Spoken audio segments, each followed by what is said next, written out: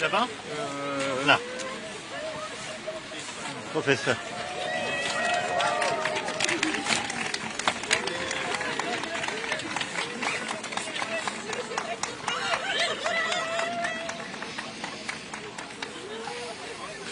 Hallo, du sabisinga.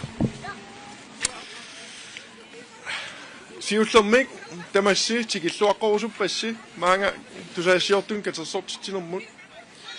ulluimmikkul laqalluinnartor, ullumikku qaangiutilerpor, taannalu nuannaarutiisoriorissua, kisiasinnera tuluttut, ingerlakkiaraluassua. First of all, welcome, Mr. President Macron. Welcome, Prime Minister. I am very honored to receive you here in Nuuk for a visit. We have had a good day. We have been in the fjord, in to see the ice cap, in to see how the climate change has affected Greenland. In Greenland, we are people living by the coast. So the environmental changes have huge impact on us. And I'm glad and grateful I could show that to my colleagues here, because we have to do something. I also appreciate that we could talk more concrete about the possibilities for stronger cooperation, both within our countries, but also in terms of the European Union.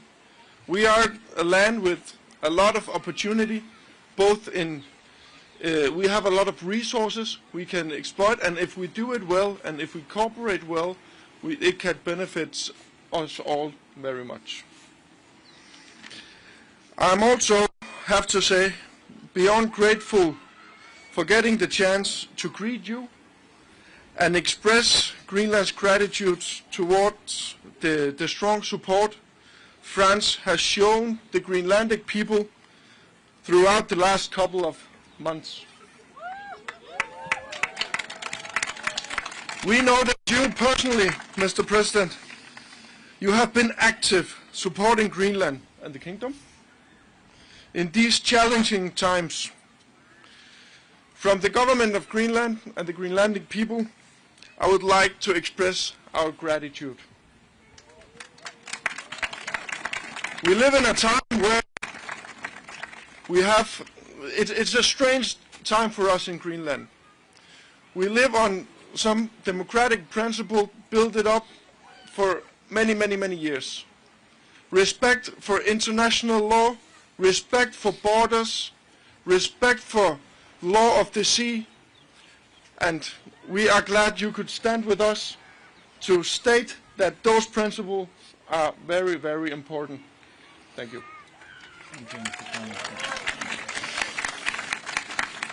I'm looking forward to a future where we can make even stronger partnerships and be more concrete about projects and possibilities in Greenland. We strongly want to work more together, and I feel that this could be a very good stepping stone in doing that. Thank you. Thank you. And now I will give the word to you, Mr. President. Merci, Monsieur le Premier ministre. Thank you, Mr. Prime Minister. Madame la Première ministre, chère Mette, Monsieur le Premier ministre, Mesdames et Messieurs, ladies and gentlemen, let me first thank the Greenlandic authorities for this warm welcome, and let me thank you, Madam Prime Minister, for having organized this trip a few weeks after the state visit of your king and your queen in France, and it's still very great memories. And let me tell you how moved we are with my delegation by the beauty of this land and the warmth of your welcome. From the bottom of my heart, thank you.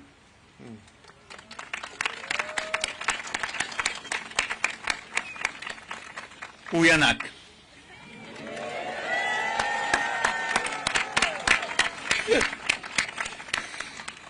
Les relations d'amitié entre le Groenland et la France sont anciennes. Elles ont été nourries par nos scientifiques, nos explorateurs et la fascination pour votre culture.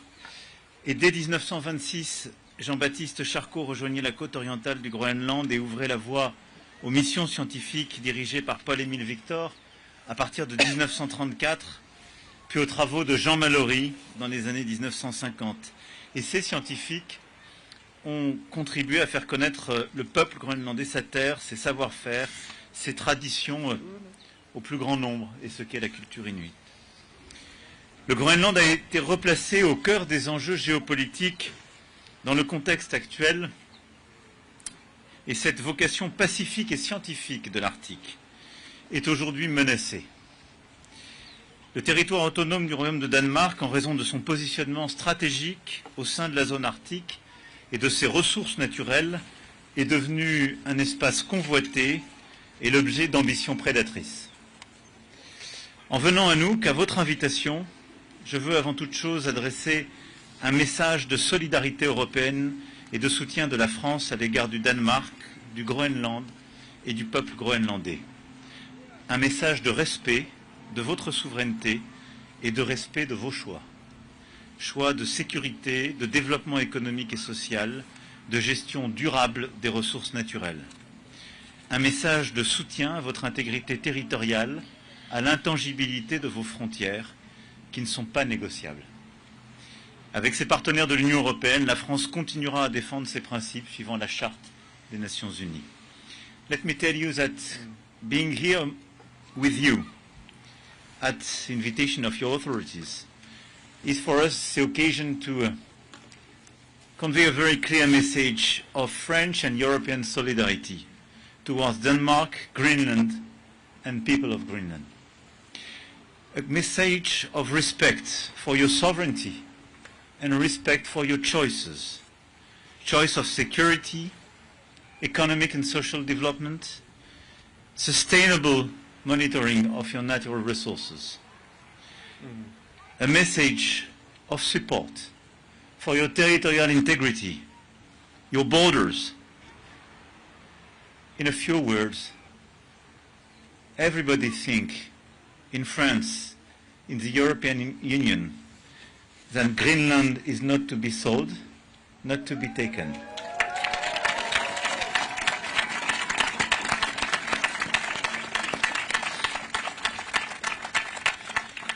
We had very fruitful exchanges with Mr. Prime Minister and Madam Prime Minister about strategic issues in Arctic and obviously security and the posture of our great challengers, Russia, China, the increasing cooperation between these two powers in the region and elsewhere, and the fact that we want to clearly stand with you in order to face these challenges. And France is ready to increase its cooperation with the 7 allies of the Arctic, especially in the framework of the Arctic Council and in the framework of the NB8 with the 8 Nordic and Baltic countries. And clearly NATO is a place where this coordination and interoperability is seriously organized. Let me tell you that I conveyed the message of availability to your authorities to do more in terms of common exercises in order to improve the security and these operations, to increase our capacities as well, but as well to increase economic cooperation and do much more in terms of education, university cooperation, and concrete projects on, from the economic point of view and energy point of view. J'ai en effet ici rappelé à vos autorités que la France était disponible pour agir davantage à vos côtés sur le plan de la sécurité, de l'économie, de l'éducation et afin d'aider à développer des projets concrets sur le terrain, qu'il s'agisse d'énergie hydroélectrique ou d'autres projets. J'ai aussi indiqué à la Première ministre et au Premier ministre notre proposition d'ouvrir ici un consulat général à Nuuk. And France is available to do much more. This is why we decided to open a new general consulate here in Nuuk to be closer to you and alongside with you.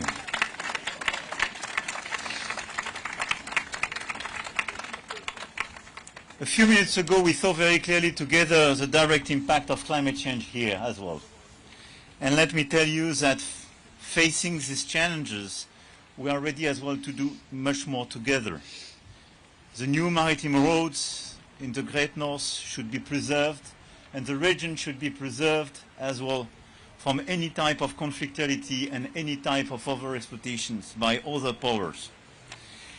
A few days ago, we were together in the United Nations Conference for the Oceans in Nice, and we opened precisely the decade for science, for the cryosphere, in order to increase our research effort for glaciers and poles, and precisely to improve our answer for climate change. And 10 years after Paris Agreement, we see here very clearly that we have to follow up our efforts and to do much more again together.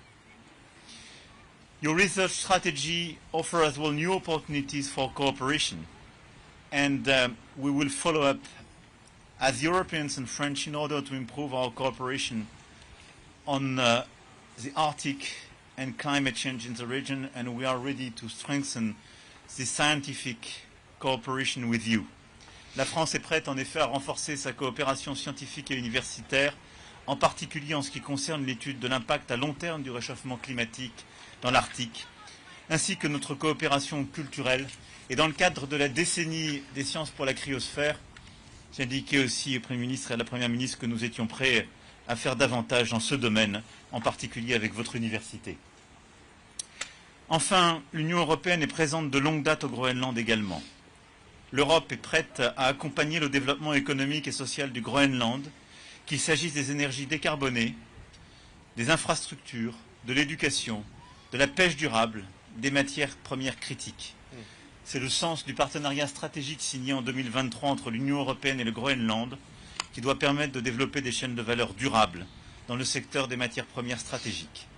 Maintenant, nous souhaitons accélérer la mise en œuvre de ce projet. The European Union stands together with Greenland as well. The European Union is ready to accelerate and deliver concrete results in energy and low-carbon energy, in infrastructure, education, sustainable fishing activities, and critical mineral and rare earths. And clearly we do believe that we now have to accelerate the implementation of the strategic partnership signed 2 years ago in order to have concrete investment and to be part of the economic development of Greenland.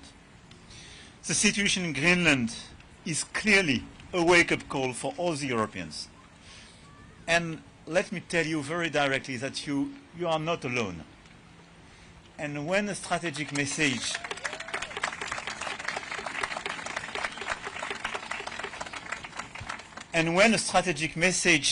is sent to you, I want just for you to know that it's clearly perceived by the Europeans as targeting a European land. And this flag you have here is our common flag. And we know our common values. And we know our long-standing choices. And this is why it's very important for French people and all the European people to convey very clearly this message of solidarity and the fact that we stand with you now, for today, and for tomorrow.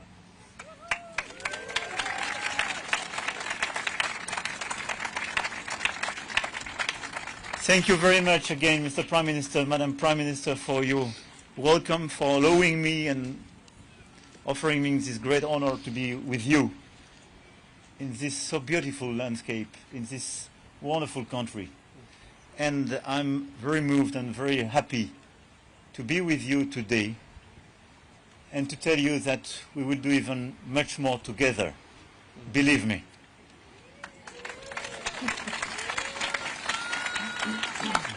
Thank you so much.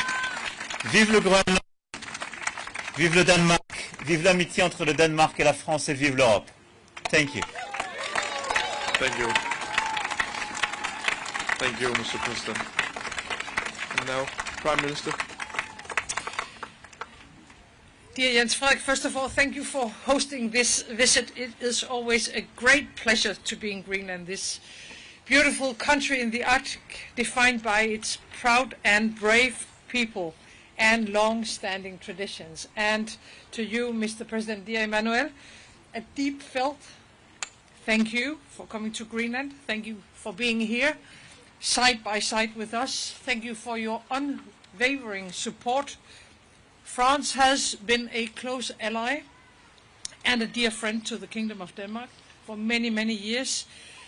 And true friendship is defined by loyalty, solidarity, and support in good times as well as more challenging times. France and the Kingdom of Denmark share this kind of friendship. And I think, dear Emmanuel, that your visit to Greenland today is a testament to unity of and in Europe. Our strong will to protect what we believe in, democracy, freedom, territorial integrity, and the right of any country to choose its own future. And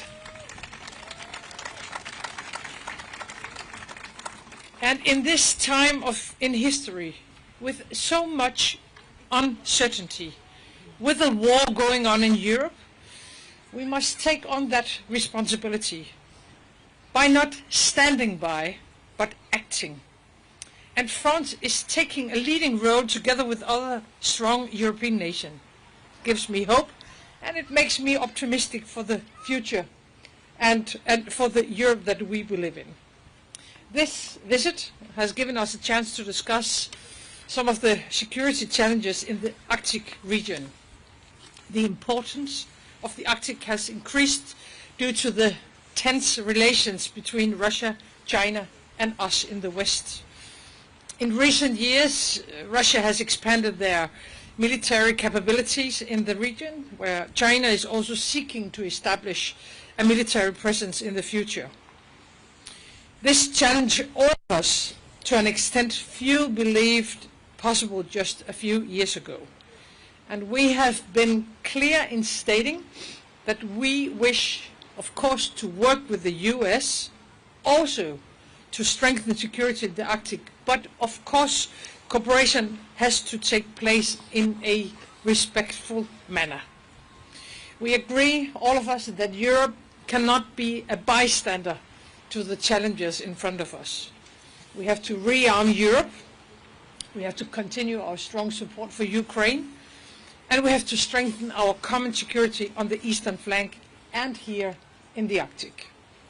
We are already present with military capabilities, and we are, of course, willing to take on a greater responsibility of our security here in the High North, along with our good NATO allies. And therefore, I would like to thank you, France, for the strong and concrete presence in the High North already, including recently with naval ships along the coast of Greenland. And to you, Jens-Frederik, Chairman of Naalakkersuisut, and to the people of Greenland, thank you for hosting us.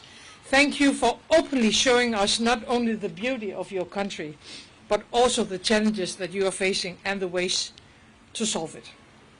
Mr. President, on behalf of the Kingdom of Denmark, thank you for your leadership, for guiding the fundamental principles we have fought together to obtain, principles we are now fighting to protect. And we will not give in, because that is not who we are, and that is not how we can let the world develop. We will continue to stand with our back straight. We know what we stand for, and our allies do too. Thank you. Thank you, Prime Minister. Thank you, Mr. President. Now for questions first, KNR.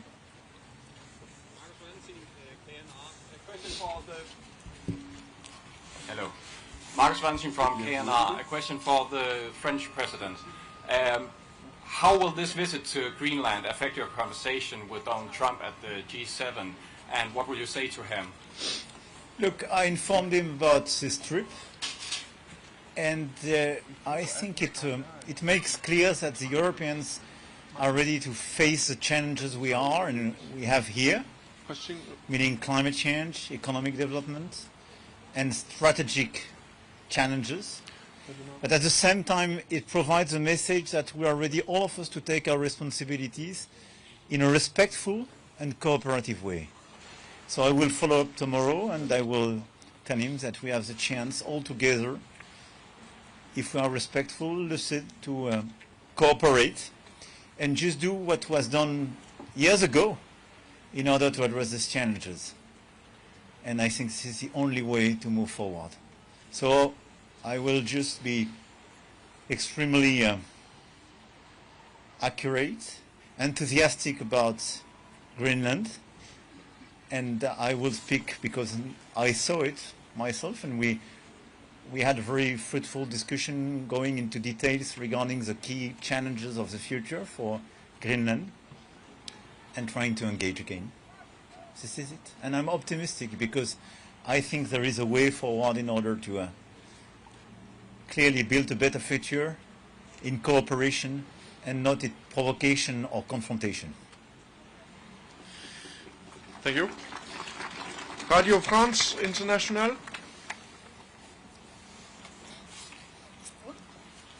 Monsieur le Président, on parlait du G7 à l'instant qui va s'ouvrir dans quelques heures, en pleine guerre, en plein conflit entre Israël et l'Iran.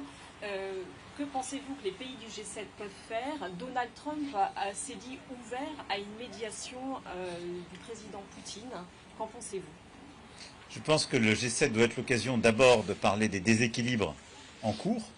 C'est son objectif, c'est son rôle initial et historique, qu'ils soient économiques que commerciaux, qui traitent des grands défis géoéconomiques comme l'intelligence artificielle.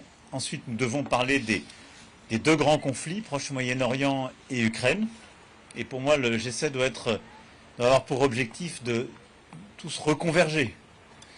Et donc, pour l'Ukraine, obtenir le plus tôt possible un cessez-le-feu qui permette de bâtir une paix robuste et durable.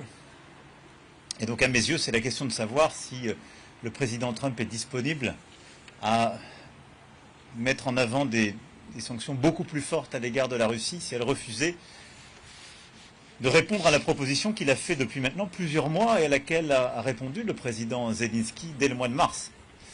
Et donc c'est un des points de discussion que nous aurons quelques jours avant le sommet de l'OTAN. Et pour moi, cet espace-là est celui dans lequel on doit réengager, nous, Européens, avec les Américains et nos autres alliés, Canadiens et Japonais, dont je veux ici souligner aussi la grande constance et la grande solidarité sur le conflit ukrainien. Sur le Proche et Moyen-Orient, nous avons une position, je crois, tous unis. Personne ne souhaite voir l'Iran se doter de l'arme nucléaire, mais tout le monde souhaite que la discussion et la négociation reprennent. Et là aussi, les États-Unis d'Amérique ont une vraie capacité à faire revenir tout le monde autour de la table, compte tenu du fait qu'avec les Européens, ils sont des protagonistes importants de tout accord nucléaire, mais surtout que la dépendance israélienne à l'égard des armes et des munitions américaines leur donne une capacité à négocier. Je ne crois pas que la Russie, qui aujourd'hui est engagée dans un conflit de haute intensité et a décidé de ne pas respecter la Charte des Nations Unies depuis maintenant plusieurs années, puisse être en quoi que ce soit un médiateur. Je pense que c'est la responsabilité collective qui est la nôtre d'essayer de réengager au plus vite un conflit et donc dans un premier temps d'éviter toute escalade et que l'ensemble des protagonistes reviennent à la table des discussions. Thank you. TV2. Mr. President, the Pentagon is drawing up contingency plans for a possible takeover of Greenland. The US Defense Minister said the other day. How did that make you feel? Look, I don't understand exactly what it means and how it could work, because you cannot occupy the territory of an ally. And my perception, and it seems it's largely confirmed, is that people here are united and they don't want. So nobody is calling for an occupation or a special operation, and I'm very careful with a special operation, if I may. So I think if there is the willingness to deal with the current strategic challenges in the Arctic region, this is clearly a vision we can share. But the method is not the right one.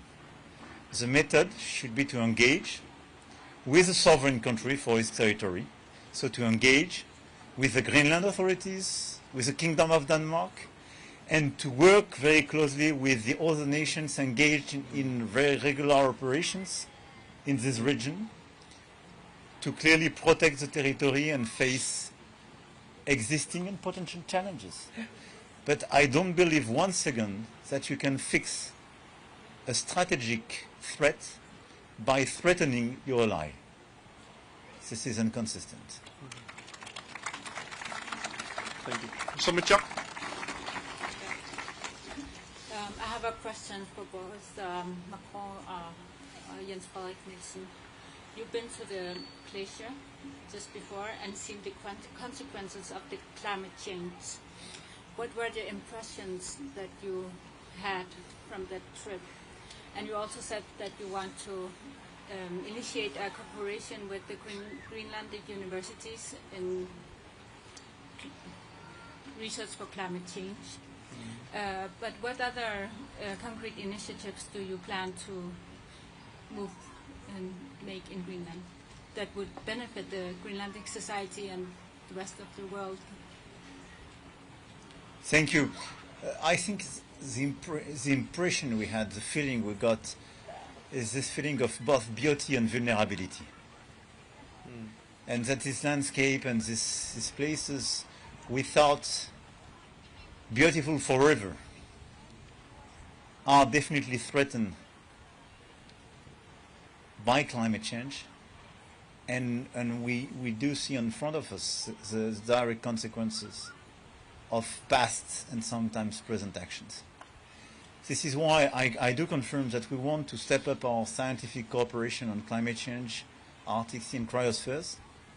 Second, we want to participate to very concrete economic projects, and we are totally available and ready to develop some economic project on hydroelectricity, which is a very positive project in order to create value here and to reduce the oil and gas component of your energy electrical mix.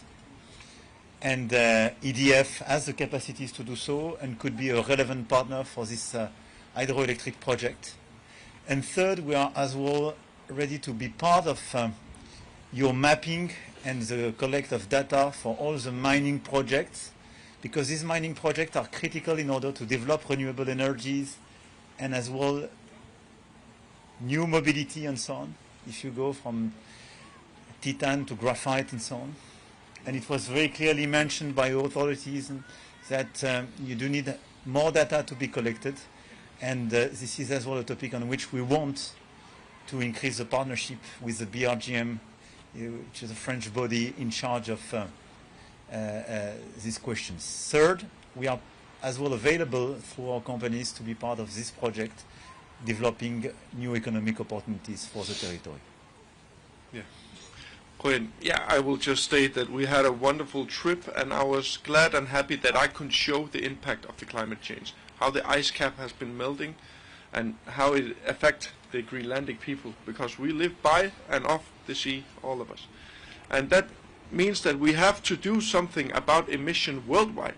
And there we can also be we can be a player, because we have potential in renewable energy and so on. And I'm really happy that we can have those discussions. Of course, we have to be more concrete in the future, but I think this was a really, really good stepping stone, and I want to appreciate those conversations today. Thank you. Then TF1.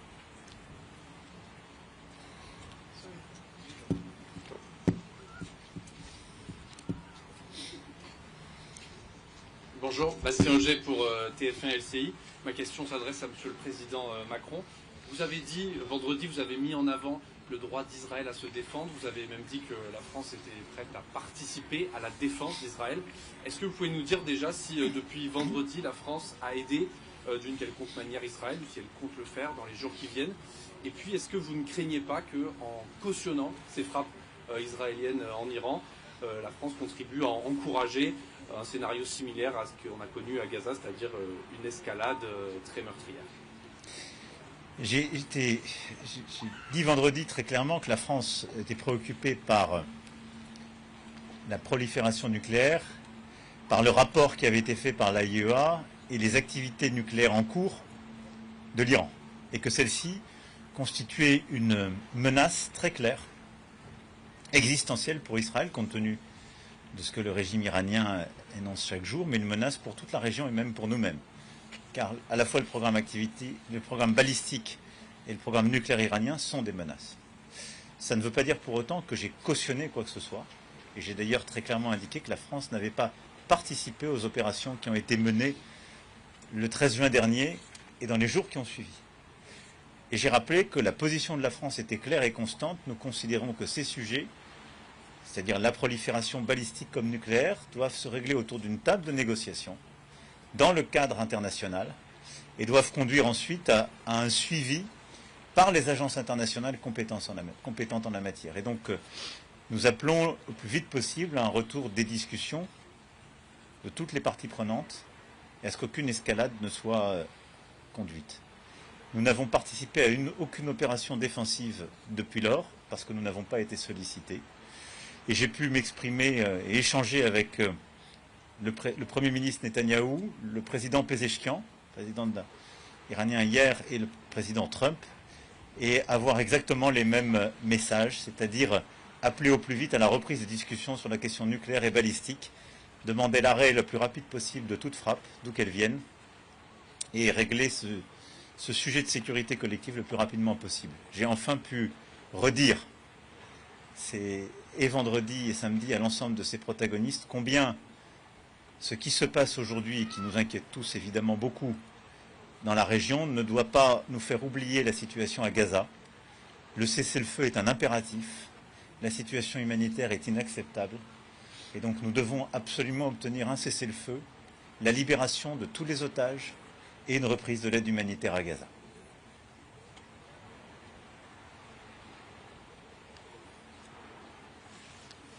Thank you. Thea.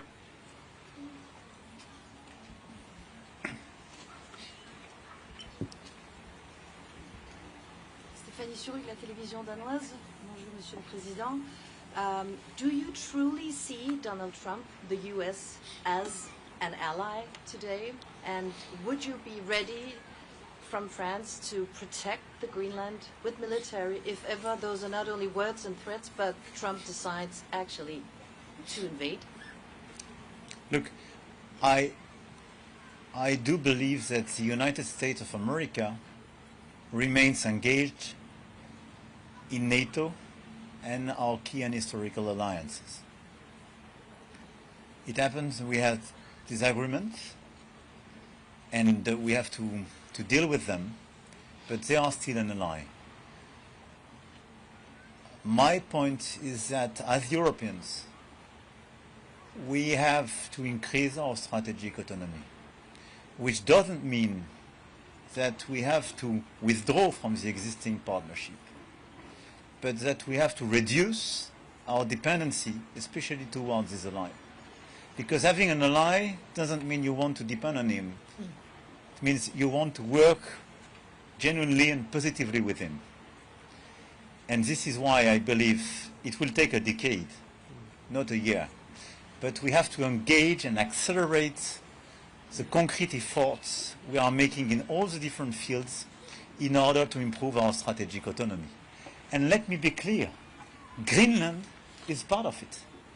When you look at the potential of minerals, rare earths you have here on this territory, the Europeans would be crazy not to protect this area. For Greenland, for Kingdom of Denmark and its sovereignty, but as well for the European interest. I will be very clear. Because here we have some of the resources of our autonomy for today and tomorrow. Now, I always hate elaborating some crazy scenario because the world is sufficiently crazy for all of us. And dealing with the day-to-day life is sufficient for my imagination. But what we should do, very concretely, is to increase the common exercises we have with other Nordic and Baltic states, by the way, with Canada, with even with the US, but common and cooperative exercises to work together to improve the security of this region, Greenland, but as well the security and the safety of the Arctic region, because I think this is just our common good. And this is my answer to your question.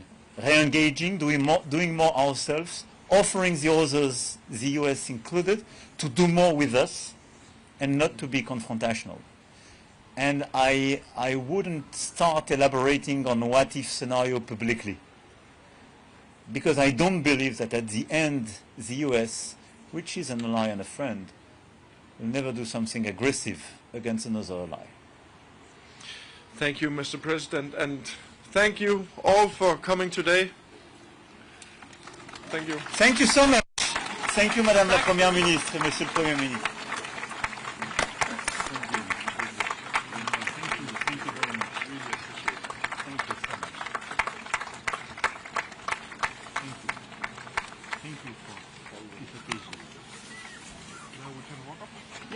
Thank you.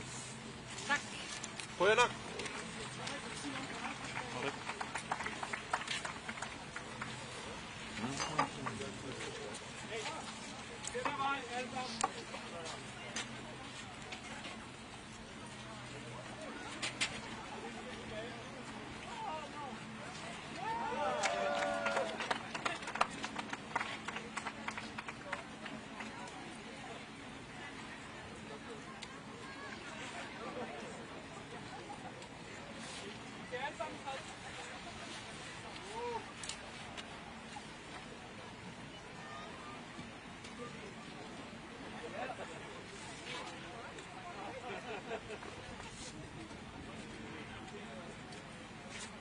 Die Begitterkraft.